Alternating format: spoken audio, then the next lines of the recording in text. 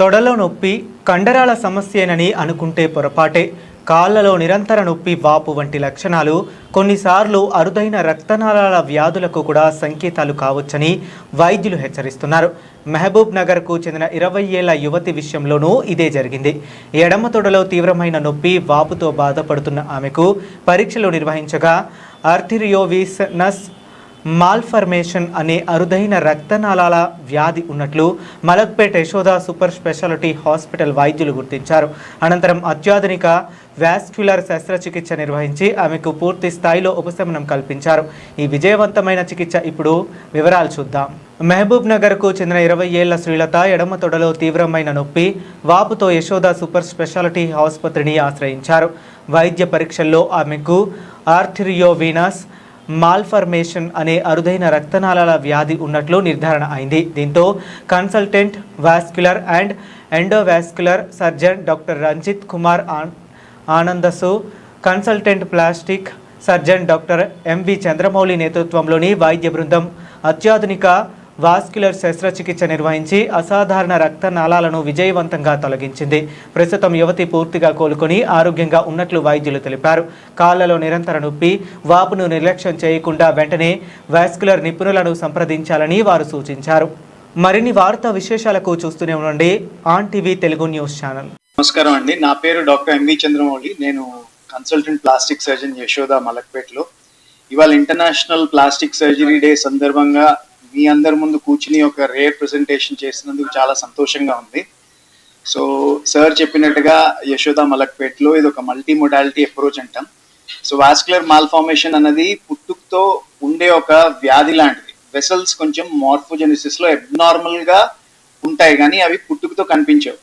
ఆ మనిషి అలా పెరుగుతున్న కొద్దీ ఆ అబ్నార్మల్ వెసల్స్ కూడా నెమ్మదిగా పెరుగుతూ, సో ఎర్లీ చైల్డ్హుడ్లో అయినా లేకపోతే ఎర్లీ అడల్ట్ లైఫ్లో అయినా బయటికి వస్తాయి. ఈ పర్టికులర్ పేషెంట్ ఎవరైతే నర్స్ ఉన్నారో మా దగ్గరికి వచ్చేసరికి ఆమె whole thigh extending up to the knee joint, ఆ కండరాల్లో కూడా అబ్నార్మల్ వెసల్స్ అంతా స్ప్రెడ్ అయిపోయి ఆమెకి నడవడంలో కష్టంగా ఉండి డే టు డే లైఫ్లో కూడా చాలా పెయిన్ వలన she was not able to go on with her regular activities. So first sir endovascular procedure చేసి ఆ మేజర్ ఫీడర్ అంటాం, ఆ రక్తనాళాలకి ఏదైతే ట్యూమర్కి ఒక మేజర్ ఫీడర్ ఉంటుందో అది 48 hours ముందు బంద్ చేసిన తర్వాత 48 hours తర్వాత అది మేజర్ సర్జరీ చేసి as a multi modality approach. So plastic surgeon with collaboration with vascular surgeon మేము ఆ ఇన్వాల్వ్డ్ మసిల్స్, ఆ అబ్నార్మల్ బ్లడ్ వెసల్స్ అంతా తీసేసి దానికి మళ్ళీ ఒక కవర్ ఇచ్చి, so we have rehabilitated her in to her normal life. ఇవాళ ఆమె without any stigma of the disease or any deficits ఆమె రెగ్యులర్ యాక్టివిటీస్కి she is back to her normal life. So ఇలాంటి అబ్నార్మల్ ప్రెజెంటేషన్స్ లేట్గా కాకుండా జనాల్లో ఒక అవేర్నెస్ తీసుకురావడానికి so we are here before you. So ఇలాంటివి ఏవి వాస్కులర్ ట్యూమర్ అని చెప్పగానే భయపడి అలా హాస్పిటల్కి వెళ్ళడం లేట్ చేయకుండా ఎంత వేగంగా అంత హాస్పిటల్లో డాక్టర్స్ ప్రెజెంట్ చేసి ఇవాల్యుయేట్ చేయించుకుంటే అంత మంచి రిజల్ట్ ఇవ్వగలుగుతాం. యూజువల్గా ఏంటంటే వంశపారపర్యంగా కూడా వస్తుంది, that is one of the cause, varicose veins అంటాం దాన్ని. రెండవది ఏంటంటే బేస్డ్ ఆన్ అవర్ ప్రొఫెషన్. ఇప్పుడు మనం ఎక్కువసేపు నిల్చొని ఉండేవాళ్ళు, లైక్ ట్రాఫిక్ పోలీస్ ఉంటారు, బార్బర్స్ ఉంటారు, లేకపోతే ఈ టీ స్టాల్ వాళ్ళు ఉంటారు, నర్సింగ్ స్టాఫ్ ఉంటారు, పోలీస్ వాళ్ళు ఉంటారు, సర్జన్స్ ఉంటారు. ఎక్కువసేపు నిల్చొని పనిచేసే వాళ్ళకి ఏంటంటే కింద నుండి పైకి తీసుకెళ్లే రక్తం అనేది సరిగా వెళ్ళక అక్కడే ఆగిపోయి ఆ రక్తనాళాలన్నీ ఉబ్బుతాయి, బయటికి ఉబ్బుతాయి అన్నమాట. కొందరికి అలా ఉబ్బకుండా డైరెక్ట్గా ఈ ఏరియాలో నల్లగా అయిపోతూ ఉంటుంది. ప్లస్ ప్రొలాంగ్ ట్రావెల్ చేసినా లేకపోతే ప్రొలాంగ్ స్టాండింగ్ చేసినా సాయంత్రం అయ్యేసరికి కొంచెం దురద రావడము, రాత్రి పడుకున్న తర్వాత కాళ్ళల్లో పిక్కలు పట్టేయడము, ఇలాంటివి జరుగుతూ ఉంటాయి. అవన్నీ early symptoms of underlying varicose vein disease అన్నమాట. సో వీటికి ఇంతకుముందు అంటే కోసి కట్ చేసి తీసే ప్రొసీజర్స్ ఉండేవి. ఇప్పుడు ఇవన్నీ లోకల్ ఎనెస్థీషియా అండ్ డే కేర్లో అయిపోతున్నాయి. Day care in the sense ఇంజెక్షన్స్తోనే అయిపోతుంది. ప్రొసీజర్ అయిపోయిన వెంటనే లేచి నడుచుకుంటూ ఇంటికి వెళ్ళిపోవచ్చు. సో అంత అడ్వాన్స్ అయిపోయింది. Even with single injection therapy కూడా వచ్చాయి, లేజర్, ఇంకా అడ్వాన్స్డ్ గ్లూ థెరపీ అని. సో ఇక మన కాస్ట్ ఎంత పెరుగుతున్న కొద్దీ అంత అడ్వాన్స్డ్ ట్రీట్మెంట్స్ అనేవి వచ్చాయి. వారికోజ్ వెయిన్స్ కానీ చేయి కానీ పడిపోయింది అనుకోండి, మనం ఎప్పుడైనా యూజువల్గా మన టెండెన్సీ ఏంటంటే న్యూరో ఫిజిషియన్ దగ్గరికి వెళ్తాం. సో వాళ్ళు ఆ టైంకి, అంటే దానికి కూడా ఒక టైం ఉంటుంది, క్రిటికల్ గోల్డెన్ అవర్ అని. ఆ టైంలో వచ్చామనుకోండి, తొందరగా బ్లడ్ థిన్నర్ ఇంజెక్షన్ ఇచ్చేసి ఆ క్లాట్ కరిగించేలా చేసేసి మళ్ళీ ఫ్యూచర్లో రాకుండా ఏం చేయాలన్నది అది మేము చేస్తాం అనమాట. అది విషయంలో వచ్చాము.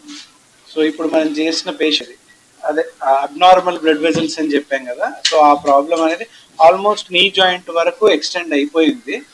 సో ఆ జాయింట్ లోపలికి వెళ్ళిన తర్వాత మనము సర్జరీకి తీసుకుని ఉంటే ఎంతో కొంత మిగిలిపోయేది. సో రికరెన్స్ ఛాన్సెస్ అనేది ఎక్కువగా ఉండేది. So timely intervention and with in 2 days మేము తనని డిశ్చార్జ్ కూడా చేయగలిగాము. అండ్ సూచర్ రిమూవ్ అయిన 1 weekలో suture remove, and immediately after that she was able to walk. And now it's been 3 months she is working.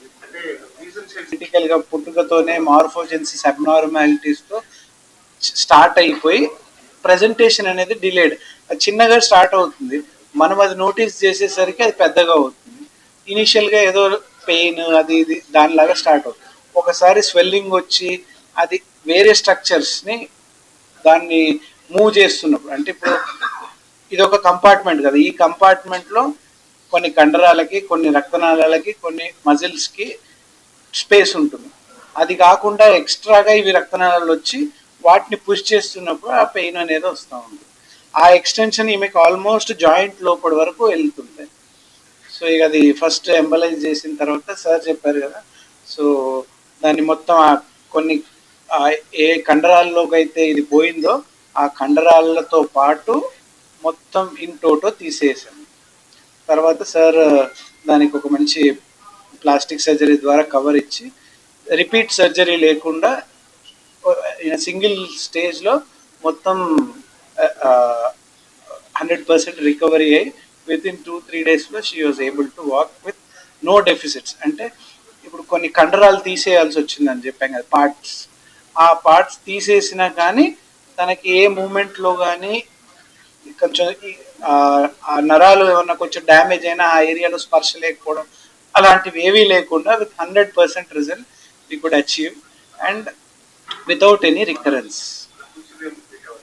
అదే sir, ఆ ఫ్యూచర్లో repeat అవ్వకుండా we gave her stockings అంటాము, అది వేసుకుంటే మళ్ళీ రాకుండా ఉండే ఛాన్స్.